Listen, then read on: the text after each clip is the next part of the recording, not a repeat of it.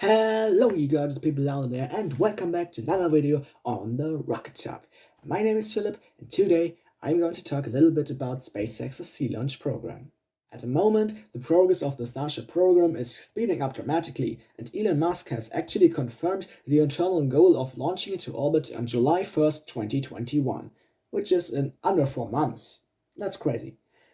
The first Starship taken off into space will launch from the Boca Chica orbital launch site, and it will be SN20 with a lot to follow.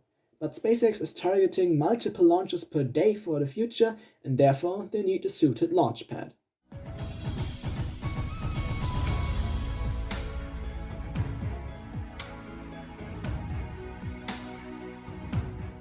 Most rockets can't launch from every launch site in the world, even if the needed infrastructure would be available. Every launch site has individual properties like a spectrum of possible launch directions called azimuths and inclinations, the angle of orbit relative to the equator, that can be reached due to safety restrictions. The Kennedy Space Center, for example, offers the ability to launch with an azimuth of between 38 and 57 degrees, but different orbits can be reached from here, but it is more difficult because you have to change the direction, so the inclination of your orbit while already being on orbit, so you have to maneuver a lot around in space. Another individual property of every launch site are exclusion zones. A rocket launch produces a lot of energy and a lot of it is expressed as sound energy. Everyone who has seen a rocket launching in person knows how damn loud rockets can actually be.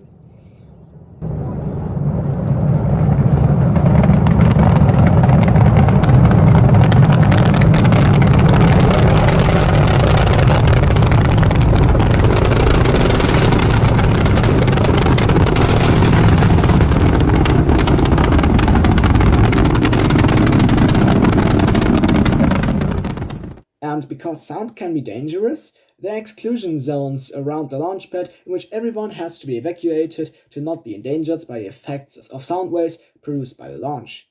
And obviously, people have to stay away from the pad for their own safety in case of an explosion. And the last factor is accessibility. The amount of launches that a site can host is limited to a specific number per year. That number mostly depends on how fast vehicles can be transported to the launch pad and how much fuel is available, but these are secondary restrictions because with a bit of effort and money you can change those properties. And just like any other rocket, SpaceX's Starship system needs a launch site as well. Therefore, the engineers in California need to look for a launch site that fits those criteria for their very special vehicle. Obviously, Boca Chica is suited to host regular launches due to its proximity to the tourist hotspot of South Padre Island, which would have to be evacuated every time a Starship launches. A Starship needs an exclusion zone of at least 30 kilometers because of its massive sound energy it produces during a launch, which is simply not given at the South Texas launch site, with actual skyscrapers being in under 10 kilometers of range from a launch pad. Those skyscrapers would have to be evacuated every single time, and this multiple times a day, so not really possible. Additionally, Boca Chica isn't that easy to access for payloads and passengers due to its relatively remote location. I mean, there's one highway, nothing more, to get there. The next logical candidate would be Launch Complex 39A at Kennedy Space Center. But despite being the #1 launch location in the world, the exclusion zone needed for a Starship launch at 39A is bigger than the whole Kennedy Space Center complex and reaches into heavily populated areas. Therefore, massive evacuations would be necessary, and because SpaceX wants to launch multiple Starships per day at some point in the future, those residents would be forced to leave their homes entirely, because you can't just evacuate 3 times a day, go back and then evacuate next time almost instantly. And that's not going to work. I mean, SpaceX had a lot of trouble with some residents of Boca Chica not wanting to leave their homes, and Boca Chica had a population of just 26 people. That number is a lot higher on KSC, it's around like 20,000. And additionally, LC-39A was built during the Apollo era and was modified for Falcon 9 heavy launches, and is not really suited well for multiple launches per day, and the propellant infrastructure isn't able to host that many launches as well, and There are many FAA restrictions around this area, which are really a problem for reusable launch vehicles. And because every other launch site in North America has the same problems, SpaceX needs a completely new launch site capable of offering exclusion zones big enough and the needed infrastructure for multiple reusable launches per day. And the solution the engineers came up with are floating platforms in the ocean. Yep, they just relocate a launch site to a place where actually no one lives. I mean, it's the ocean. Those platforms are relatively small and can host a lot of Starship launches because they are designed to do so and to be as time and space efficient as possible. And SpaceX is already working on two of the first sea launch platforms, fittingly named Phobos and Deimos after the two moons of Mars. Those platforms are former oil rigs. SpaceX bought them somewhere last year with a sub company. Currently, SpaceX removes all of the drilling equipment on top of those platforms to rebuild their own infrastructure in the same place. As Elon Musk tweeted a while ago, one of them might be in limited operation by the end of this year, so we will Starships launch from here likely in mid 2022. You know about Elon time and its accuracy. I mean, Falcon Heavy, in Elon time it launched 2013, it was 5 years later. But as perfect as it seems, the sea launch platforms also have one major disadvantage: their accessibility. It is really limited. Starships, payload, and passengers have to be transported to the platform somehow. An old SpaceX animation from the International Astronomical Congress 2017, back when Elon was introducing us into point to point travel with a vehicle that was back then called the BFR, shows us passengers being transported to a platform with a speedboat. And although this video is highly outdated, I mean, it's 4 years old and SpaceX progress, they have basically designed a completely new vehicle this time.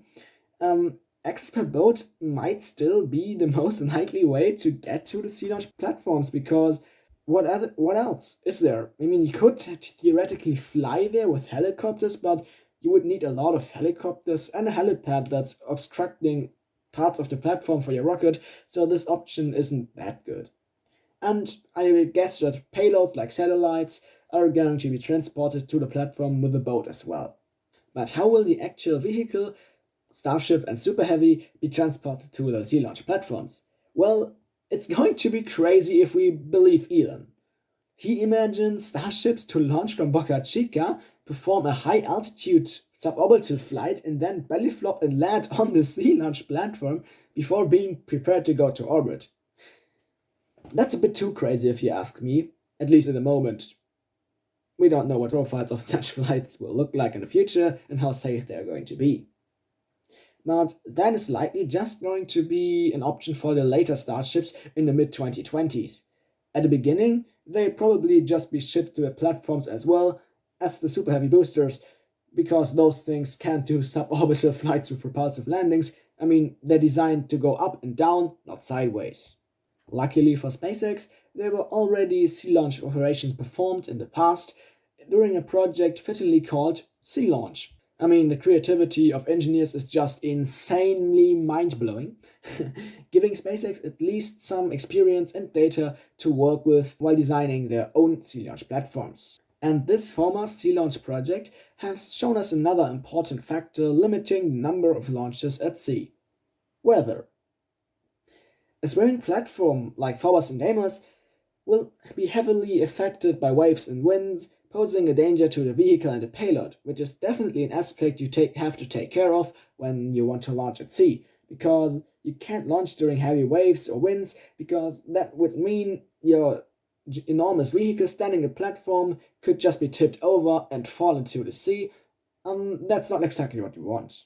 Launching Starships from floating sea launch platforms may not be the best option, but it is effectively the only option available, because every other launch site isn't able to host Starships except for Boca Chica, which cannot host many Starship launches but at least a few.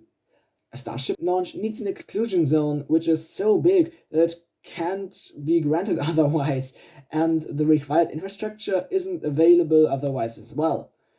Despite having some major disadvantages like weather and remote location, we will likely see a lot of launches being conducted from the two swimming platforms of Phobos and Deimos, with many more to come. And that's already it for this week's video. I hope you enjoyed it, and if you did so, why don't press the like button and become a subscriber of my channel, would help me a lot. We see us next week with episode 2 of my deep dive series, and until then, I'm out. Cheers!